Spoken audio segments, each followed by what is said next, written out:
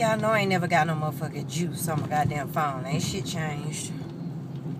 You know, the fact that a motherfucker will just, you know, when you are raising children, you know, and you try to keep your children a certain way, and then, you know, they get around certain people, they get in certain environments, and they change. I'm gonna tell y'all about Nicholas next. I don't want my daughter to lose her God spirit. I don't want her to lose who she is trying to fit in. You know what I'm saying? I said, you know, the word sanctified means set apart. I said, and you know that you're different, you know, and it's okay. She was at school eating a veggie burger, and they like, y'all gotta eat vegetable meat. What? Or she eating sushi, and they tell me, you eating hard boo-boo. I said, Tion, you know, you just have to understand, you know, ignore their ass. And it's easy to say because I'm 40 and I can't ignore, but you ain't gonna keep talking. After a while, you know, not these cyber bitches. It's always some cyber bitches typing shit. But a motherfucker in my face, you don't want it. You know what I'm saying? You don't motherfucking want it. You don't want it. And my daughter, and she's, you know, and I just feel, you know, mama, and I just really, you know, and people, my friends, you know, let her see that PSA of the natural hair kids, and they love their hair. I say, look, when you're a little kid, and your motherfucking teeth is missing, and you still singing We Are the World, We Are the Children, it's fine. Try going through adolescence and being called nappy head with pimples, and everybody else hair is straight, like the bitches on TV and the bitches in the videos. But you doing you. It ain't no PSA for them. You know, all these little damn kids jumping around here. Yeah, okay, she was jumping around that motherfucker too when she was that age. But now you got to go to school with teenagers and boys. And, you know, a lot of her friends got boyfriends. You know, and ain't nobody going to go with you if your hair nappy. Ain't nobody going to try to talk to you if you don't get no perm. Ain't nobody going to want you if your edges ain't straight. That kind of shit is the shit that makes me say, we got work to do. You know what I'm saying? We have work to do, because you looking at my outer and not looking in my inner. My daughter is beautiful, and I want her to know, however you wear your hair, because if I feel all fucked up about it, I would have got a perm. If I was saying, you want a perm? Shit. No. I said, well, okay, well, you're going to either have to A, accept the motherfucking grade of hair you got and rock that shit with confidence, and I help you work on that, or you going to have to do something different. I said, so if you ain't trying to let them make you into something else, we gonna have to work on making you who you are. That's all I can do. I said, you know what? I'm going to start a forum. I even let her YouTube about it. I said, because y'all know when she was on the Dr. Drew show, she was 8. I think she was like 8 or 9. She was being teased about her hair. She still wears her hair. And now she's 12. So when people 5 and 6 and 7 and 8, yay, it's cute. By the time you start getting close to them double digits, then you start finding out you're different. Then you start finding out there's something wrong with having natural hair. Then you start finding out, okay, the boys don't think I'm as pretty as the other girls because I don't have baby hair. Or my hair don't, you know, stretch out. You know, and I wasn't being mean, but I'm like, hey, that kindergarten shit, I ain't moved by this shit. Okay, everybody love their damn self when they babies and shit. How the fuck you think babies put their feet in their mouth? You know what I'm saying? Babies cry. They don't give a fuck about you being sleepy. They don't give a fuck about you being tired.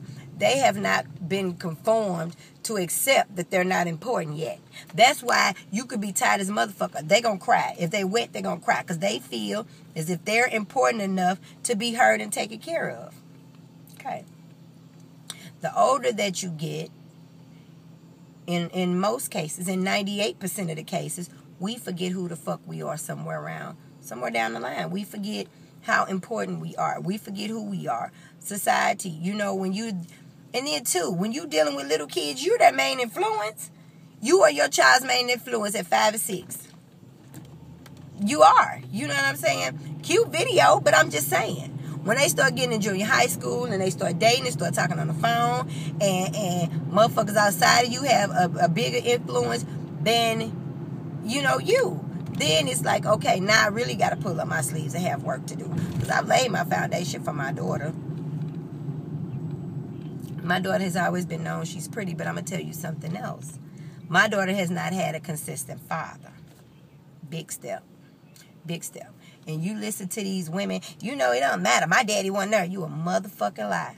You a motherfucking lie. A lot of times you don't even know it. Never just put shit on out there. You don't even know that you fucked up because your daddy wasn't there. Like right today, my sister is 30 and I'm 40. Yeah, my sister's 30 or is my sister 31. However old she is. She and I still say we daddy's girls. We will argue who gonna sit by my daddy. You know what I'm saying? And we still daddy's girls. My sisters, my little two sisters, they have a separate dad. And they daddy's girls. You know what I'm saying? So that gives you a sense of confidence that most women don't have. And now you natural. These motherfuckers calling you, some little boy called a bitch. I said, you know what? I'm going to take my son, my 16-year-old son, that wear a 14-inch shoe and a 38-30 in pants, and let him go beat the fuck out of them. And people say, that's not nice. Fuck nice. That ain't nice that my motherfucking daughter crying. That ain't nice either. You know what I'm saying? So, I just been so frustrated. I went up there to beat the little boy ass. Boys, it's 3 little boys. I went up there to beat they motherfucking ass. Principal, security, told me to go in the office. Principal came in, and I'm flat out. Either you get these bitches on the phone, they mamas, and they motherfucking daddies, and we have a motherfucking meeting so you could kind of tame these bastards. Because what kind of kid would tell another kid you gonna be date raped, or gang raped, or whatever the fuck it is? My kid don't even think of shit like that. My son's 16 and wouldn't say no shit like that. What kind of monsters are we raising? But you raise your children a certain way, and then these other parents ain't doing shit to raise their fucking children. Then your children at school with the monsters. Pay attention to your kids. Ask your kids what's going on. Just don't assume that they're okay. You know what I'm saying? Overweight kids. Chocolate kids. You know what I'm saying? Bright skin. You're too bright skinned. I just found that shit out. That's some new shit. You too bright skinned. I didn't even know that exists. These people been telling me, I was teased for being bright skinned. That's some new shit. It's new, I guess. I don't know. But yeah, you could be too black, you could be too bright, you could be too short, you could be too tall, you could be a whole lot of stuff. And like I told my daughter, people are going to John. There's kids are cruel, they're going to say whatever, and okay. But when it's a bunch of them and it's just you're being bullied. It's a difference when, even if it's, don't you run your punk ass out here, even if it is one and you are like, not joining back, not participating, asking him to leave you alone. She said some boy was like, you a punk. All you want to do is pray for people. You a punk. She was like, I'm not no punk. So then he kept doing a shoulder like this. And she was like, I wish you stopped touching me. She said, and then she pushed him back and then he stopped. Don't fly. So I told the principal, I tell you what, I'm going to park my car here. I'm going to put on a baseball cap and I'm going to get on the bus. Parents are not allowed to ride the bus. I said, okay. I'm not asking for permission. I'm going to ask for an apology when I'm done. Because I'm getting on that motherfucking bus. If you can't do nothing with these little bitches and bastards, I'm on your motherfucking bus. Holler at me when you see me. I'm on your motherfucking bus. Now I went the proper route. I've talked to you twice, 2 days in a row. I've asked for a meeting with their parents. After that, I'm going to the board.